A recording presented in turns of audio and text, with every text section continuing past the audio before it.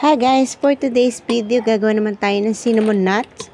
At ito yung ating mga ingredients. Meron tayo ditong 4 cups all-purpose flour. Ang una natin gagawin, sasalain ko muna itong harina to make sure na malinis. Pagkatapos nating masala, ilalagay na natin yung sugar. Pagkatapos, ilalagay na rin natin yung powdered milk. Siyempre, yung aking powdered milk is Birch Tree. It's everybody's milk. And then, lalagyan natin ng salt. At pagkatapos, lalagay na natin yung instant dry yeast. And then, syempre, ang gagawin natin yan, hahaluin na natin. Pagkatapos natin malagay lahat yung dry ingredients, isusunod naman natin itong mga wet ingredients. So, nandito na yung water. At pagkatapos, lalagyan na natin ng evaporated milk.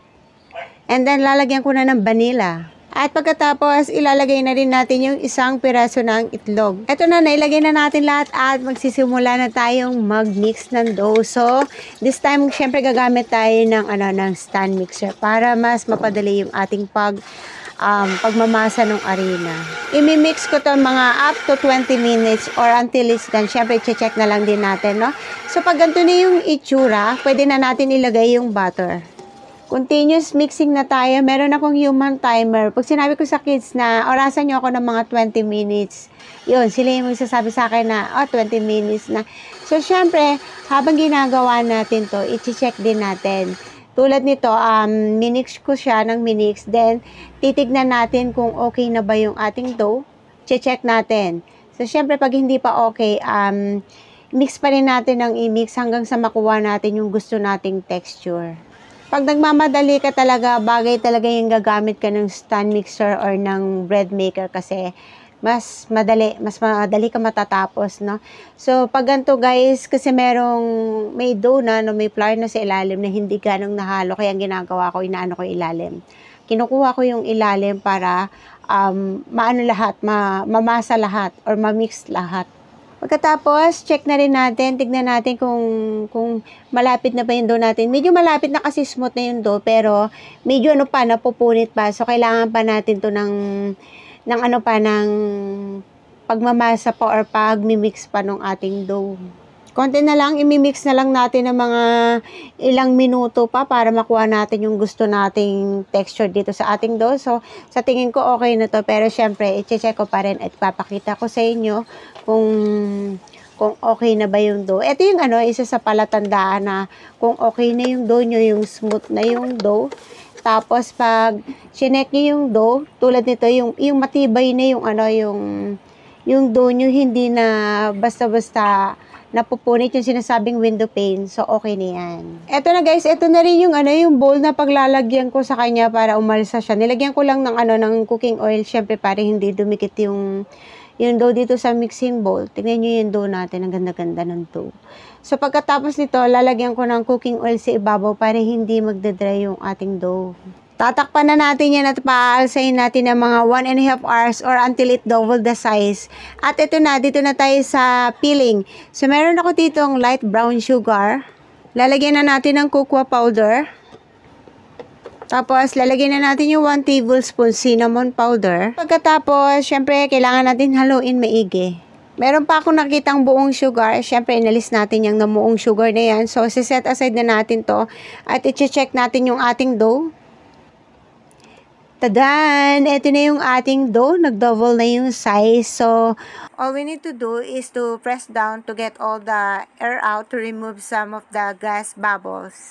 This process make it easier to handle and shape and help create a uniform texture of the dough. Kasi, pag hindi natin yan pinunch down, ang mangyayari guys, yung tinapay natin, minsan nagkakaroon ng mga air pockets. So, hindi pantay-pantay yung tinapay. Kung mapapansin nyo minsan sa mga nabibili natin tinapay, yung merong parang may hangin sa loob. So, ganun yung nangyayari. Kaya importante din talaga na pina-punch down natin yung ating dough. Ito na, mag-uumpisa na tayo. Ipa-flatten na natin yung ating dough. At bago ko ginawa to guys, yung aking working table, nilinis ko muna po maigi. Siyempre, sinanitize natin yung ating table kasi syempre importante yon. And syempre pag gagawa tayo ng ganito, lagi ko naman sinasabi kailangan malinis yung ating kamay. Syempre kasi alam niyo naman na pagkain yung ginagawa natin, so kailangan malinis yung ating kamay. Syempre din yung paggagawa natin malinis din.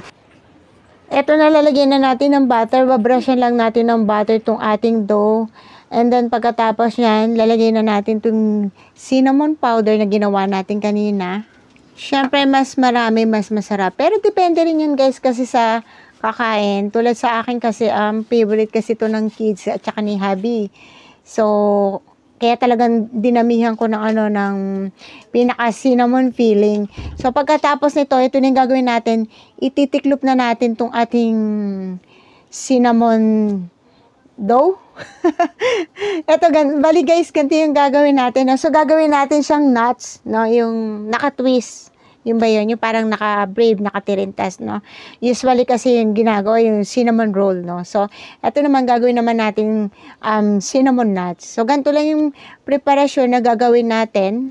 Para ka lang magtitirintas ng buhok. Nag-try nga yung aking anak, kaya lang hindi niya kinaya. So, binitawan niya lang din. So, ito na, titirintas lang natin to. Pero, syempre, pag gagawin nyo to guys, lagi ko naman pinapaalala yun. Make it sure po na malinis talaga yung kamay nyo. Syempre, pagkain yan eh. No? So, kailangan lagi malinis ang kamay. Hindi naman kailangan gumamit pa ng gloves para pag sa ganito. Sa akin kasi, hanggat maaari, hindi nga ako gumagamit ng gloves kasi meron din ako reason na ayoko na makadagdag sa, sa kalat or basura, no? Sa atin, no? So, mas maganda naman yung ganito. As long as malinis yung kamay mo, okay lang na bare hands na gamitin mo yung kamay mo, no?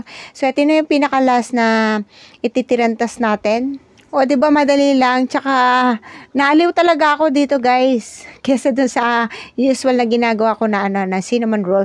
So, anyway, ito na yung ating cupcake molder. Nilagyan ko ng ng butter syempre pare hindi dumikit. So ang nagawa ko dito kasi 'di ba hinati ko yung dough kanina. So nagawa ko dito is ilan nga ba? 11 pieces. Meron pa tayong isa pa na ititirinta. So ito 'yun. Tatapusin lang natin 'to. Habang ginagawa ko to guys, magte-thank you po muna ako sa inyo, no. As always, maraming salamat po doon sa matyagang nanonood sa aking channel. At syempre kung bago ka sa channel ko, baka naman, please, don't forget to like and subscribe. And of course, don't forget to click the notification bell for new updates. O, diba, tignan nyo, ang cute-cute niyang tignan. So, ang gagawin natin dito, tatakpan na natin to, tapos paalsay natin ng mga 40 minutes. Then, after 40 minutes, ganito na yung itsura.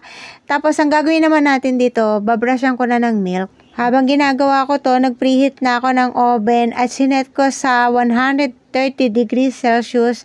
At i-bake natin to for about 30 to 35 minutes. Syempre, check nyo na lang din kasi syempre depende po kasi sa oven na ginagamit. Syempre, kilala nyo naman yung kung ano yung oven nyo. So, kayo na yung bahala mag-adjust. So, anyway, after maluto, ganito na yung itsura ng ating cinnamon nuts. Ito na yung lahat ng aking nagawa. Gumawa din ako ng cinnamon roll. Then, nilagyan natin ng sugar glaze. So, that's it guys. I hope nag-enjoy kayo sa aking video for today. At sana po abangan nyo pa po ako sa mga videos na isi-share ko sa inyo. Maraming salamat po. God bless everyone. Diyos mabalos. Bye-bye.